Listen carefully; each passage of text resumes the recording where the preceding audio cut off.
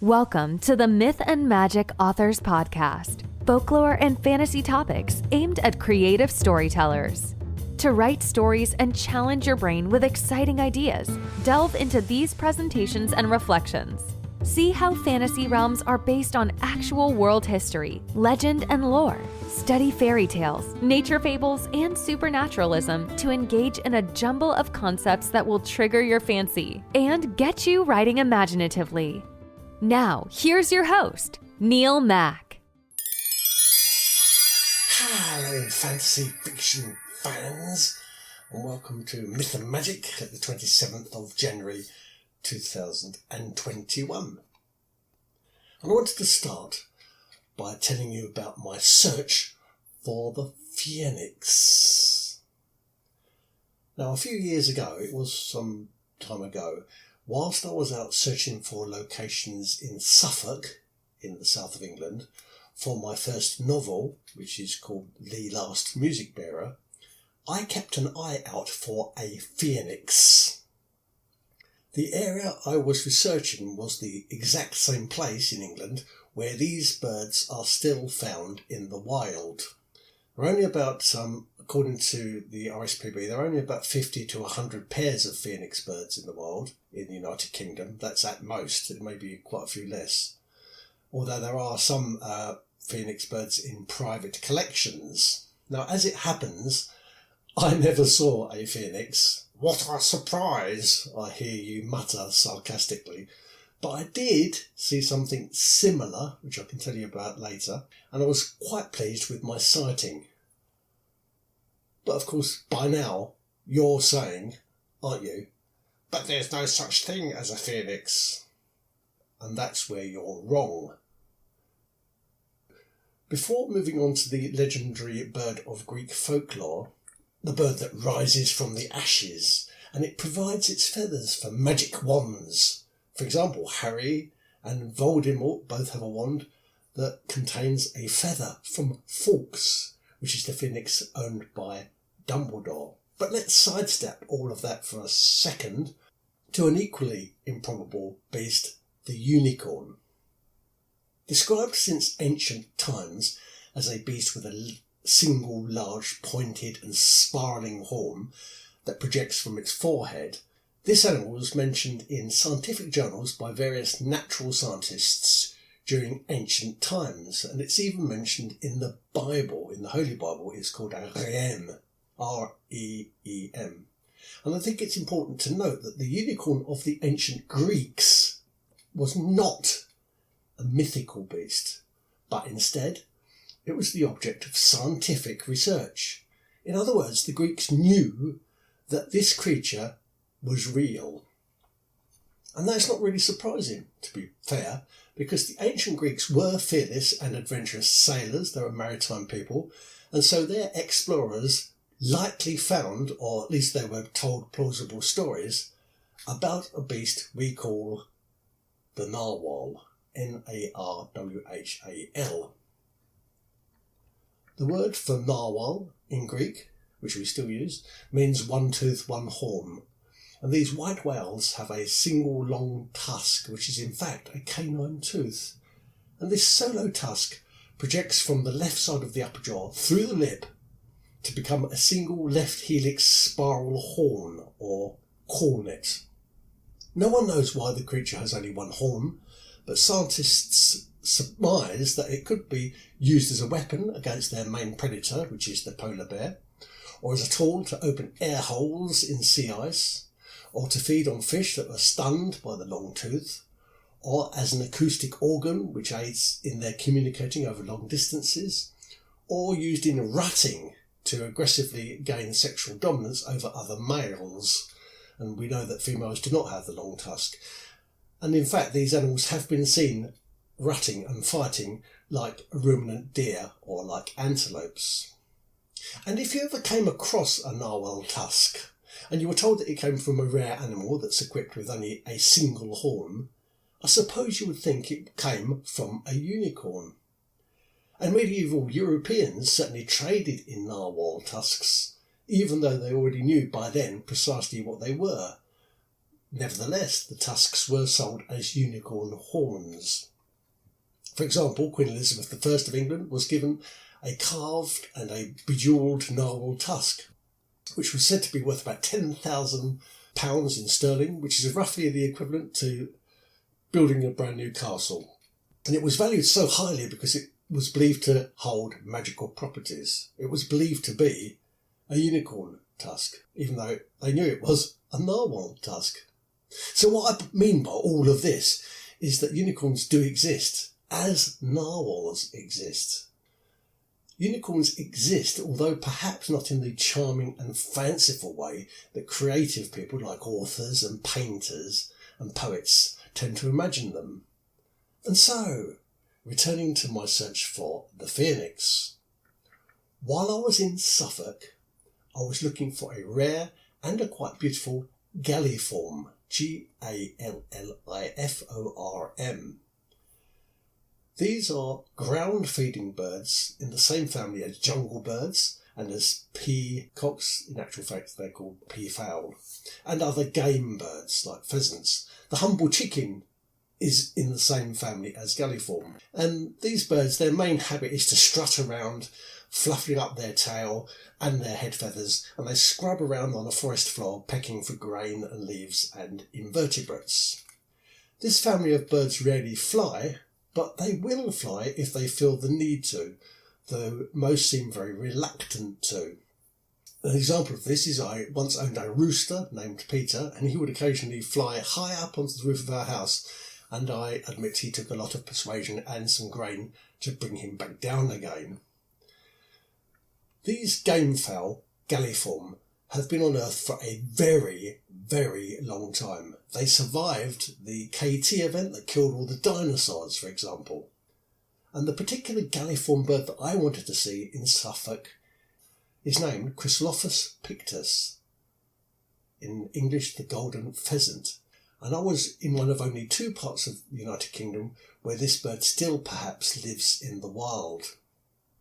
You would be surprised to see such an enchanting and a decorative wild bird in an English woodland, and you might think, I'm sure, that it had escaped from a zoo or aviary, such is its tropical plumage. The male has a golden yellow crest, his upper back is green, and his rump is egg yolk yellow. He has a brilliant scarlet breast and red berry and light chestnut flanks, and he even wears bright pink underpants. Even his legs are yellow gold, and his tail, and the tail feathers account for 2/3 of his total length, is speckled luminescent gold. So when he flies up from the forest floor, as he will when he is alarmed, he will appear to have risen from tongues of fire. Since phoenix birds are known in Chinese culture, it is not surprising to learn that the golden pheasant emanates from remote forests in the mountainous areas of western China. But like peacocks, which share the same family traits, they're also galliforms, although these galliforms originate from India. The golden pheasant was exported around the world and then preserved for food by rich landowners and enjoyed for their exotic plumage in country houses and mansions. And of course some of these specimens escaped captivity, and the offspring of those escapees still survive in wild populations around the world. So why is a golden pheasant a phoenix? Well, in very ancient Slavic folklore, it is believed that a phoenix, a magical and prophetic bird that shines and burns, comes from a very distant land. They don't know where, but perhaps it's China. And if a wanderer ever glimpsed such a bird, it would be a blessing and an omen.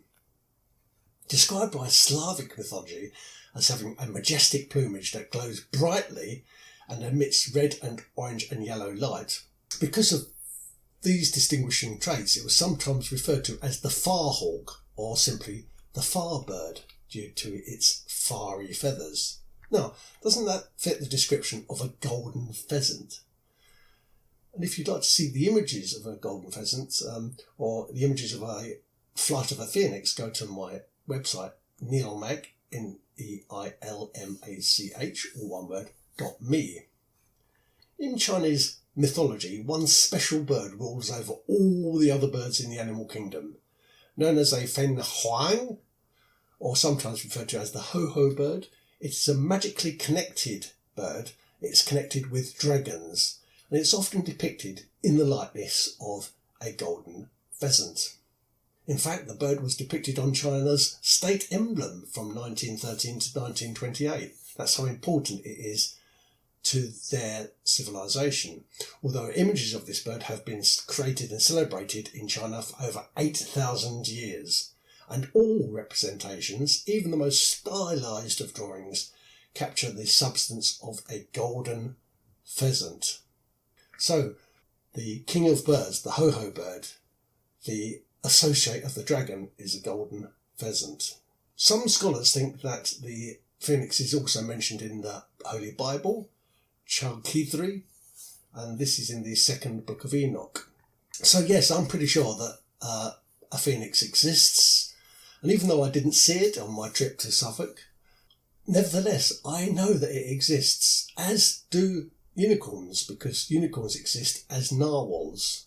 And so the phoenix, though rare, can still be found in the United Kingdom in very remote places in the shape of a golden pheasant.